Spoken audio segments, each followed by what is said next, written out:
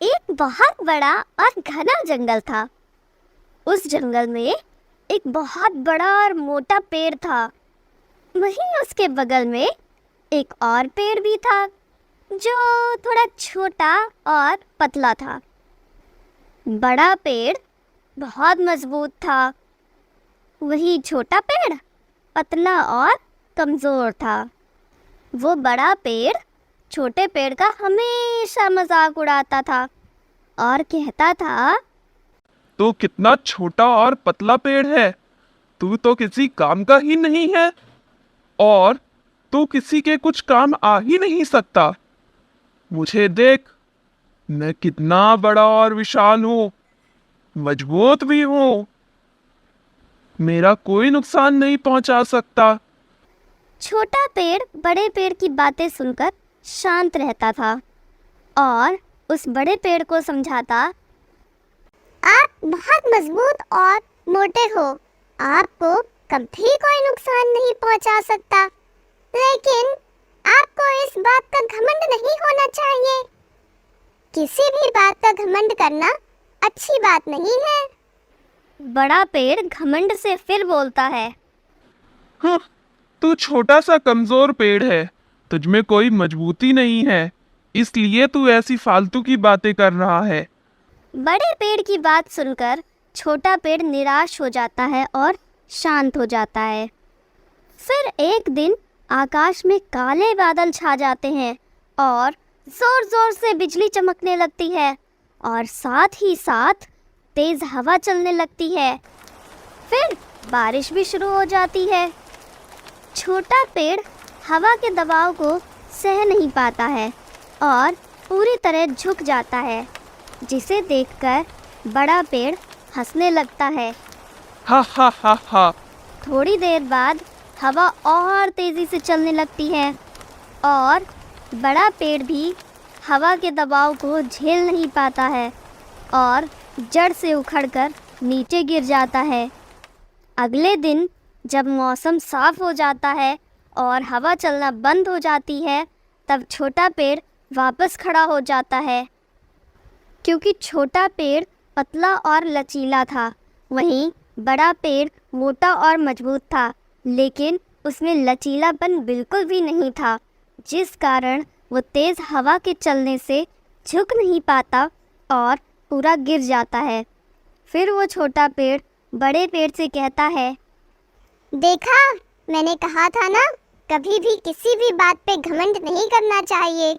आप मुझे कमज़ोर कहकर मेरा मजाक उड़ाते थे, लेकिन मैं आज फिर से खड़ा हो गया हूँ और वहीं आप अपनी मजबूती पर घमंड करते रहे, लेकिन आप टूटकर ज़मीन पर गिर गए हो। बड़े पेड़ को बहुत निराशा हुई। तो बच्चों, इस कहानी से हमें ये सीख मिलती है कि कभी भी हमें किसी भी बात पर घमंड नहीं करना चाहिए और ना ही अपने से कमज़ोर लोगों का मजाक उड़ाना चाहिए। तो कैसी लगी आपको आज की कहानी? ऐसी ही अच्छी अच्छी कहानियाँ सुनने के लिए इस चैनल को सब्सक्राइब करें और इस वीडियो को ज़्यादा से ज़्यादा लोगों के साथ शेयर करें। मिलते हैं अगली कहानी में।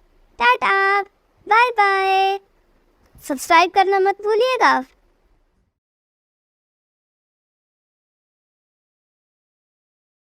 मेहनती चींटी और आलसी टिंडा। एक जंगल था। उस जंगल में एक टिंडा और चींटियों का समूह रहता था।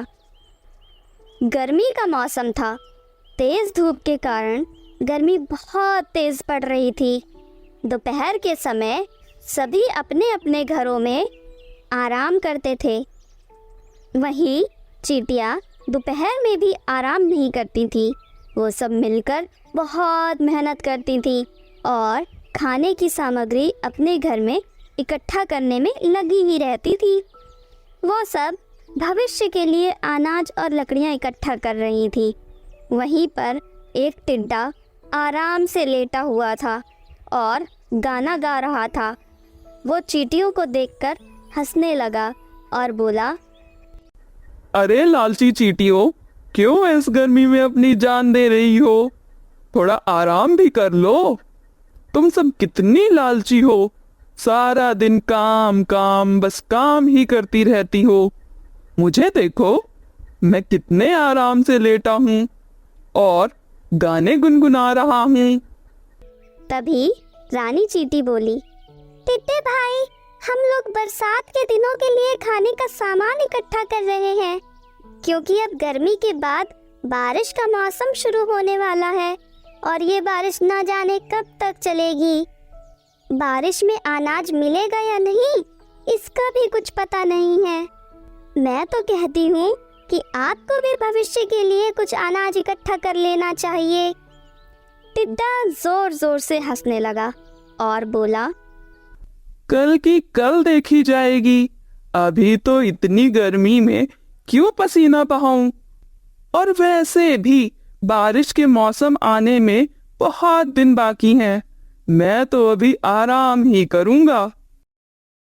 और वो फिर से गाना गुनगुनाने लगता है। उसे चींटियों की बात समझ ही नहीं आती है।